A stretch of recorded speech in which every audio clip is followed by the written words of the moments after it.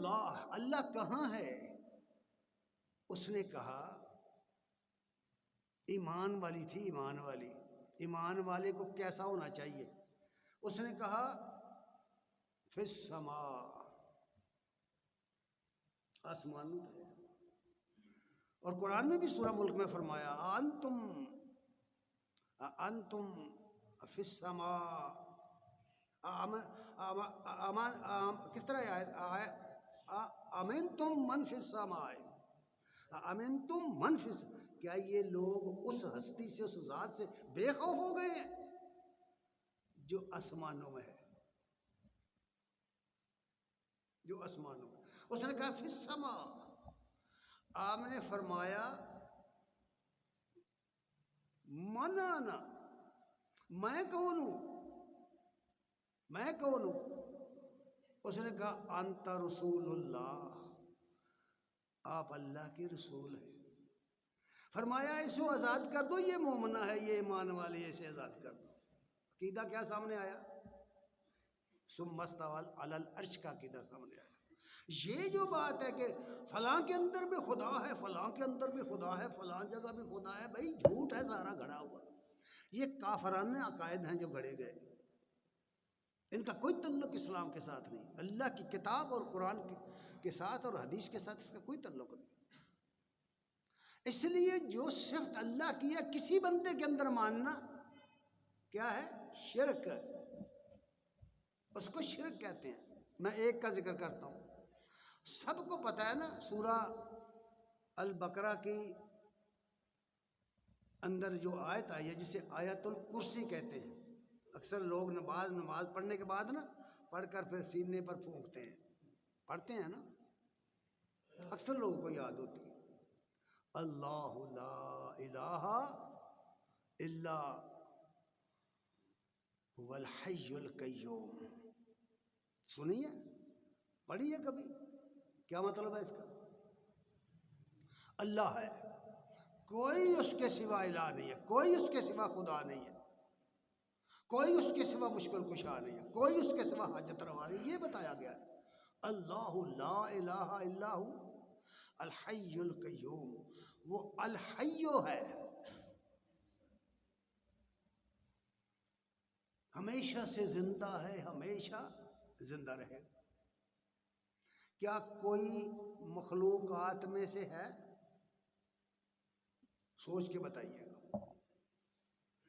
اگر کوئی شخص یہ عقیدہ رکھتا ہے کہ اللہ کے سوا فلاں زندہ ہے اور زندہ رہے گا، اسے موت نہیں آئے گی، تو یہ شرک ہے۔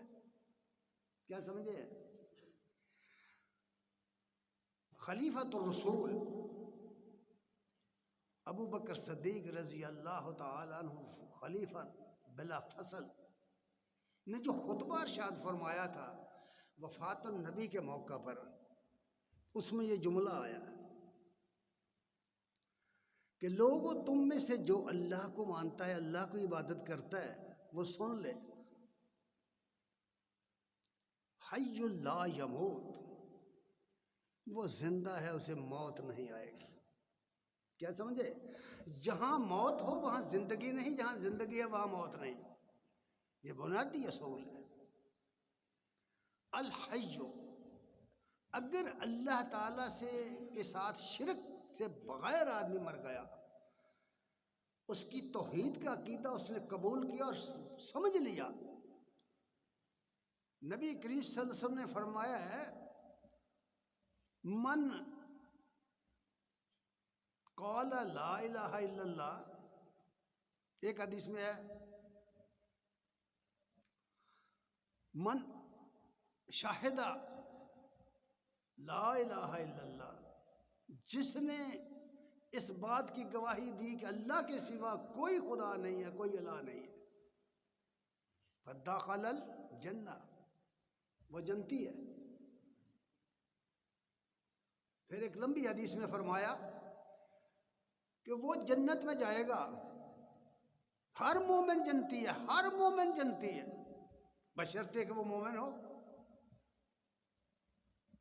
پھر فرمایا اگر اس کے اعمال ذرا کمزور بھی ہوئے تب بھی جنتی ہے۔ توحید کی برکت سے جنتی ہے.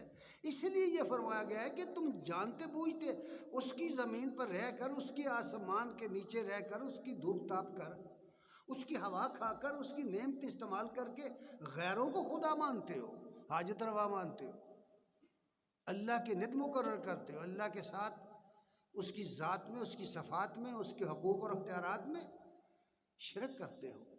فلا تجعلوا للہ اندادا وانتم تعلمون. جانتے بوجھ کے اس کے ند مقرر نہ کرو. یہ بات فرمائی. اور اس میں یہاں فرمایا کہ میں اس اللہ کو مانتا ہوں. عبد اللہ ولکن عبد اللہ الذی یتوفاکم. میں اس اللہ کی بندگی کرتا ہوں، کروں گا جو تمہیں فوت کرتا ہے. ہر دنیا کا انسان جانتا ہے کہ اسے کون فوت کرتا ہے اور کون اس کے وفات کے وقت بچا نہیں سکتا. موت سے کوئی بچا نہیں سکتا. وَأُمِرْتُ أَنْ أَكُونَ مِنَ الْمُؤْمِنِينَ. اور مجھے حکم دیا گیا ہے کہ میں ایمان لانے والوں میں سے ہو جاؤں. نبی کریم صلی اللہ علیہ وسلم کو یہ حکم ملا، اور ان کی وساطت سے کیا ہمیں نہیں یہ حکم ملا؟ پھر فرمایا وَأَقِمْ وَجْهَكَ لِلدِّينِ حَنِيفًا. اور اپنا رخ وجہ کا اپنا رخ للدین حنیفہ، اس دین کی طرف کر جو دین حنیف ہے، دین اسلام ہے. اسلام کو سمجھ. کیا ہے اسلام؟ ان الدین عند اللہ الاسلام کا مطلب یہ ہے کہ زندگی گزارنے کا طریقہ اللہ کے نزدیک، انسانوں کے حوالے سے اللہ کے نزدیک فرما برداری کرنا ہے. کہتے ہیں نا بھائی ہمارا دین کیا ہے؟ بھائی اسلام. دین کیا ہے؟ اسلام. فارموں میں لکھا ہے کہ قوم کیا ہے؟ مسلمان. پھر عمل دیکھو. اسلام دین ہے اگر، تو پھر ساری زندگی کیوں اسلام کے خلاف ہے بھائی؟ سمجھ آ رہی ہے کہ نہیں؟ بھائی یہ جو آواز ہے نا، یہ اس کی بڑی گڑبڑ ہے. سمجھ آ رہی ہے آپ کو؟ سنتے ہیں آپ؟ نہیں آ رہی؟ ہاں اسے کم کرو. مجھے احساس ہوا ہے کہ کم کرو. اسے کم کرو، بالکل کم کرو.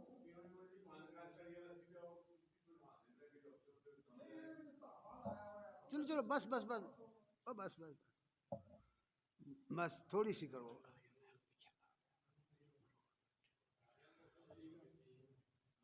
اچھا یہ فرمایا وَأَقِمْ وَجْهَكَ لِلدِّينِ حَنِيفًا. اپنا رخ دین حنیف کی طرف. دین حنیف کا مطلب یہ ہے کہ سب دینوں سے ہٹ کر کے یکسو ہو گیا یہ دین اسلام. سب دینوں سے ہٹ کر ساری دنیا اپنے اپنے دین لیے پھر رہی ہے. دین حنیف کی طرف رخ کرو اپنا. وَلَا تَكُونَنَّ مِنَ الْمُشْرِكِينَ. اور مشرک نہ بنو اور شرک کرنے والوں میں شمار نہ ہو. سب سے زیادہ چیز جو ضروری ہے کسی بھی انسان کے لیے وہ یہ ہے کہ وہ اپنے دین کے بارے میں سوچے سمجھے. میرا دین کیا ہے؟ کہیں میں مشرک تو نہیں، میں شرک تو نہیں کر رہا. اگر اپنے بارے میں نہیں سوچے گا، جو آدمی یہ نہ سوچے کہ میں بیمار تو نہیں، تو وہ چیک اپ کیوں کرائے گا؟ پھر مر جائے گا نا. جو شخص بیماری نہ مانے، سمجھے کہ میں تو تندرست ہوں، ہو بیمار، کیا خیال ہے؟ جو سوچے گا کہ کہیں میں، میرے اعمال، میرے خیالات، میرے نظریات، میرے عقائد مشرکانہ تو نہیں، اور میرے اعمال مشرکانہ تو نہیں، غیر سنت کے خلاف تو نہیں. اگر سوچے گا نہیں تو اصلاح کیسے کرے گا؟ اس لیے فرمایا کہ وَلَا تَكُونَنَّ مِنَ الْمُشْرِكِينَ. مشرک نہ بنو، مشرکین میں سے نہ ہو.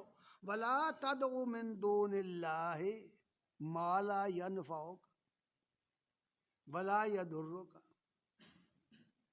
اور مت پکار اللہ کے سوا ایسوں کو جو نہ تیرا کچھ بگاڑ سکتے ہیں نہ تیرا کوئی سنوار سکتے. ان کو مت پکار. یہ پکارنا یا فلاں یا فلاں یا فلاں، یہ پکارنا، اس کو پکارنا کہتے ہیں، دعا کہتے ہیں۔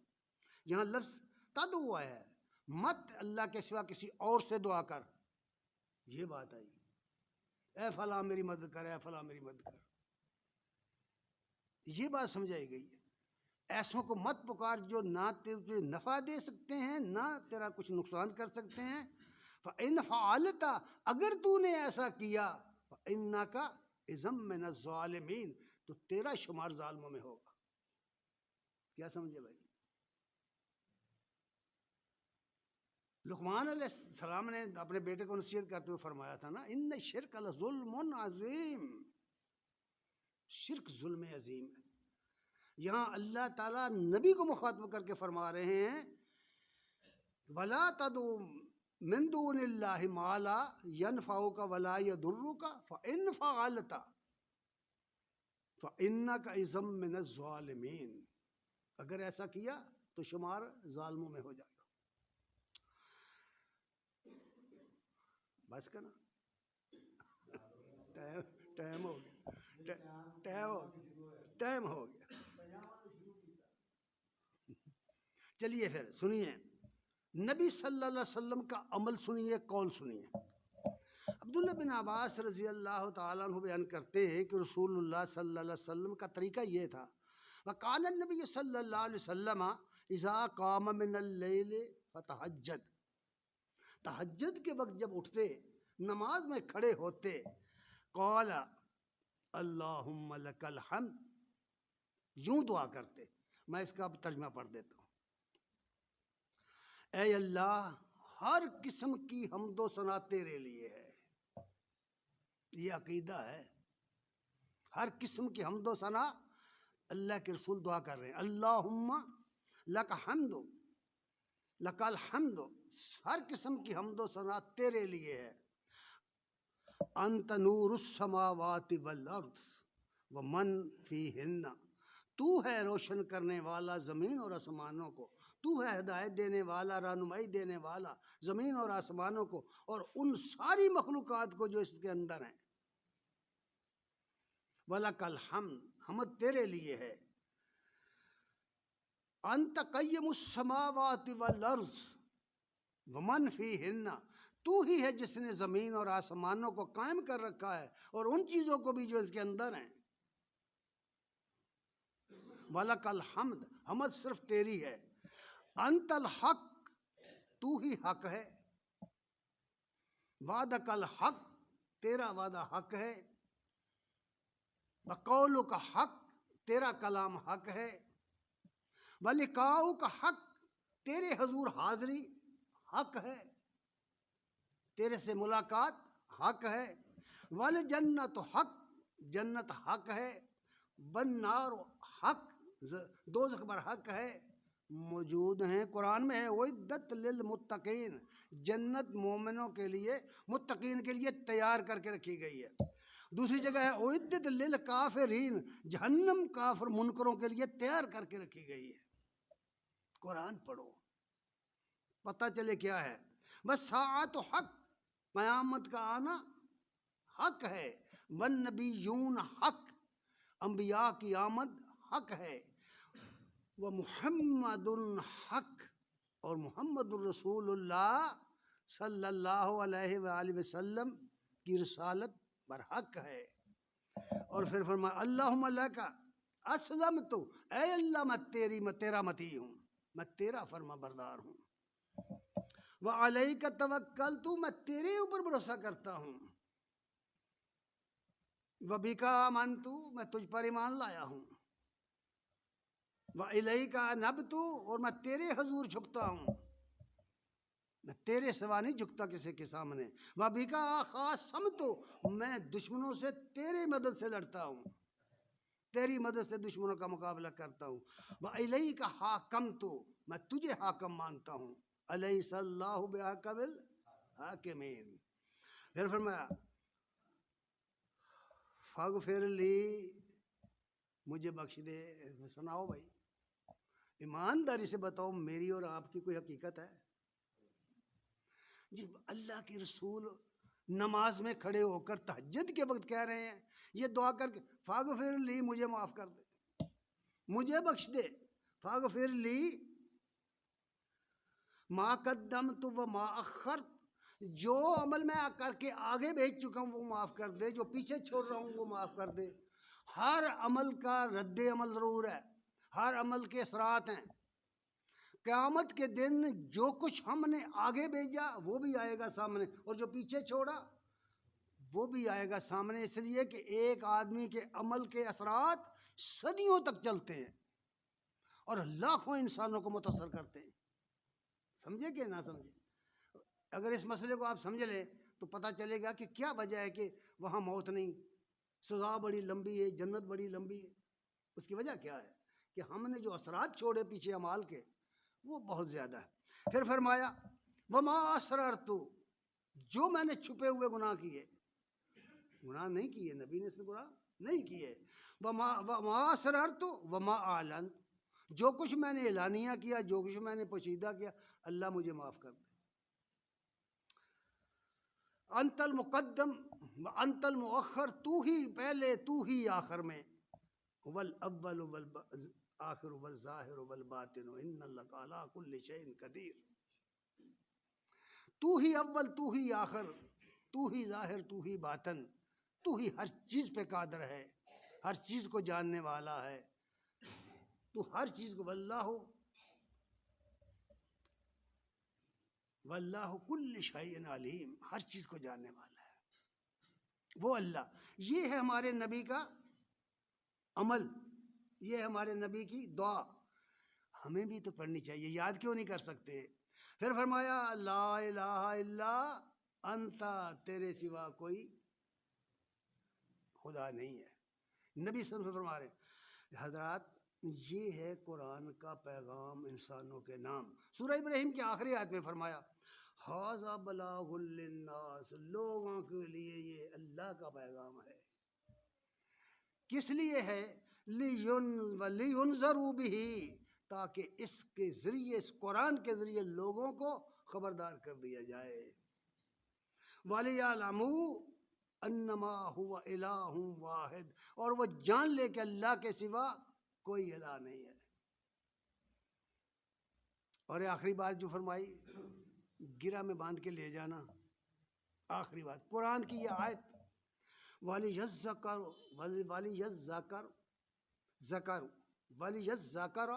اولو الالباب، غور کرو اس لفظ پر، وَلِيَذَّكَّرَ اولو الالباب، نصیحت عقل والے حاصل کرتے ہیں، عقل مند لوگ نصیحت حاصل کرتے ہیں، عاموں کی بات نہیں ہے۔ یاد رکھنا قرآن نے جو پیغام دیا ہے، اور بہترین اس کا موقع رمضان ہے۔ رمضان میں قرآن پڑھیے، رمضان میں قرآن سمجھیے اور اس کو اپنا لیجئے، نہ بھاگیے دور دور سے۔ میں پہلے بھی یہ مثال دے چکا ہوں پچھلے خطبے میں غالباً، کہ جب آدمی بیمار ہو تو اس کو حلوہ کڑوا لگتا ہے، جب قرآن سننے سے جی چرائے بندے کا تو مت سمجھو کہ اس قرآن میں کوئی خامی ہے، دراصل روح بیمار ہے، ہم بیمار ہیں۔ اپنی فکر کیجئے، سنیے، اس قرآن کو سن سن کر لوگ مسلمان ہوئے تھے، اس کو سن سن چھپ چھپ کر حرم کے اندر چھپ چھپ کر لوگ سنتے تھے۔ آج ہماری بدقسمتی کہ ہم قرآن بھول چکے، قرآن نہ بیان ہوتا ہے، نہ ہم سنتے ہیں، نہ پڑھتے ہیں۔ دعا ہے کہ اللہ تعالی ہمیں موقع فراہم فرما دے اور ہمیں توفیق دے دے کہ ہم اس عشرے کے اندر، یہ مغفرت کا جو عشرہ ہے، اس کے اندر ہم اپنی مغفرت کا سامان کر لیں، ہم اس مغفرت کے عشرے میں اپنی بخشش کا سامان کر لیں۔ دعا کیجئے اللہ تعالی ہم سب کو توفیق عنایت فرمائے، نیک اعمال کرنے کی توفیق عنایت فرمائے، روزے کے تقاضے پورے کرنے کی توفیق عنایت فرمائے، روزے کے اسباق حاصل کرنے کی توفیق عنایت فرمائے۔ وآخر دعوانا ان الحمد للہ رب العالمین۔